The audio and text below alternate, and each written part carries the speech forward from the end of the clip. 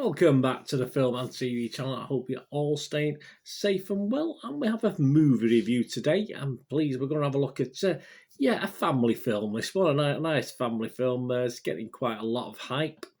I'm going to look at something called The Bad Guys. Please, if you are new to the channel, enjoy what I do, please push that subscribe button, push the bell notification. All these vlogs are coming out. I do these movie reviews, TV drama reviews, information vlogs, lots of different things.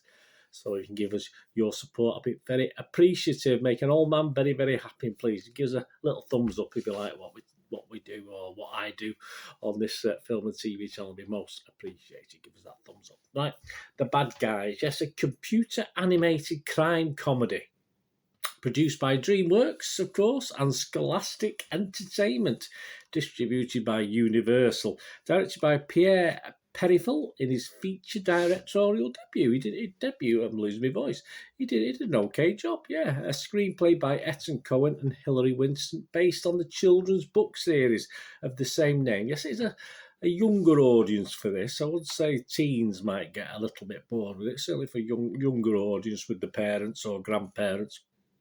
Be fine. Children's book series, of course, of the same name by Aaron Blaby, who serves as executive producer. So you can only hope they've caught the vibe of it. As I'm not familiar with the books. If your kids are familiar with the books, then fair enough. But if he's involved in it, hopefully they would have caught the vibe of what he wanted. The voices, of course, it stars the voices of Sam Rockwell, does a good job. Mark Maron, they all do a good job. Craig Robinson, Anthony Ramos, Awkwafina, Richard Ayoade, I always get that wrong. Richard Ayoade, I like Richard. Zazie Beetz, he won't forgive me though for saying that. Lily Singh and Alex Borstein. And what's it about? Well, it's a world where humans and anthropomorphic animals coexist. Of course they do. A gang of criminal animals known as Mr. Wolf, Mr. Piranha, Mr. Snake, Mr. Shark, and Ms. Tarantula. And they do what they say on the tin there, guys. There's no great mystery in that. Have made a deal to go good to avoid serving prison time after taking some advice from Professor Marmalade. He's slightly different to the other names, isn't he? While Mr. Wolf and his gang are beginning to enjoy this new lifestyle, a new villain emerges. There's always villains, isn't it, in these family films?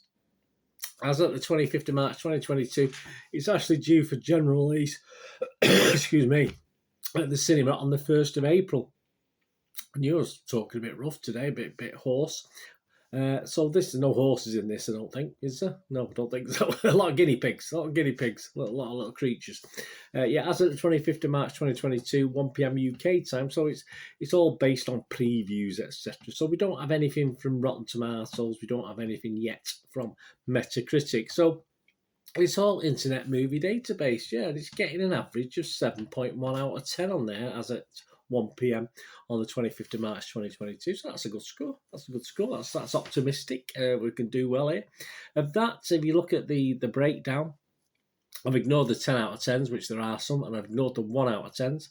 We've got 349 people scored it anywhere between 6 and 9 out of 10, and just 41 scored it between 2 and 5 out of 10. So 90% positivity. So I was looking forward to this. I'd seen trailers of it, and I thought it looked okay, looked fine. I like the animation. I mean, my little views on it. I mean, it is interesting animation for this one. Sort of Dreamworks have tweaked it slightly to the normal style, which is fair enough. I like little changes. And it's nice to watch a film that isn't set in the dark these days, which a lot of the grown-up films are. I mean, watch the new Batman film. Is it ever daylight? I'm not too sure, but it is nice to watch a film that's bright and light and airy. that's for sure. And there's it starts off, a small homage, a small nod to Pulp Fiction, I think, at the start, unless I'm getting all confused with it. And we get to see how bad these bad guys are straight away, obviously with people cowering in fear from them. One thing, would bad guys pay for the coffees and leave a tip? I'm not too sure. I'm not convinced. So even from that very Act 1, the first 5 minutes of the film, I'm questioning the validity of this premise that they are bad guys, in all fairness. But obviously, that'll come home to roost or not to roost later on. But the whole point of this film, it doesn't matter. It doesn't matter if they're bad or good, does it? The whole point of this film that it's fun, But of course, it is predictable. Of course, it's predictable for the most part, but entertaining enough with characters that appeal more, to a younger audience, and that's what the books are aimed at, isn't it? It's not trying to invest and get other older kids involved in this. It's going to appeal to the audience that read the books. Is there enough to keep parents and grandparents totally happy? Possibly not. I mean, the humour's okay, but some of these animations, you get sort of subtle adulty sort of humour that sort of goes over kids' heads, but adults pick up on it. Not so much in this one. It's sort of more or less. There's things that made me smile. I certainly didn't laugh out loud at any stage, but I do miss sort of those little bits of humour that I say the kids miss, but us adults pick up. But there isn't so much of that in this. The characters are great. The characters are all investable, from the good to the bad and the bad to the good. They're all good. Naughty or nice. Yes, there are comparisons made with similar movies like Zootopia. If you like Zootopia, I think you'll possibly this is a shoe-in. I think you'd like this as well. Similar sort of premise, style as well, if you like. Recently, I watched Turning Red, which I thought was fine, was okay, enjoyed that one.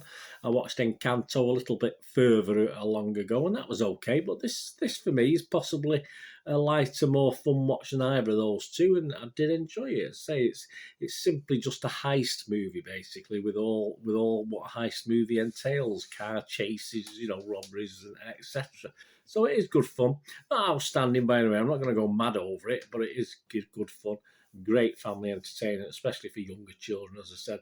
And parents and grandparents will be okay, because it's not overly long. It's only about an hour and 40, but once you take out the credits, you probably talk about 90 minutes. So some of these animations tend to go a little bit longer, so that's okay. Perhaps it did say 10 minutes, perhaps too long, but it's neither here nor there. It doesn't make a lot of difference. So I am going to give this not quite to the 7+ that the Internet Movie Database would give it. I'm going to give it a 6.5 out of 10, which for a family film for me to give is pretty good. And if you get to watch this anytime soon, if you're taking your kids to it over the next weekend or two, give us a shout. Tell me what you think. Tell me if there's any jokes you got that I didn't get that weren't aimed at kids. But I say that's not what it's there for. It's just good family and wholesome entertainment, you would call it.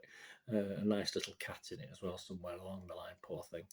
Anyway, thanks for watching, guys. What are we going to do the rest of the day? Have a great one. Look after yourselves, look after your friends, look after your families. More important, let's all look after each other. To meet here again on a film and TV channel, I only ask one thing. Please stay safe, everyone.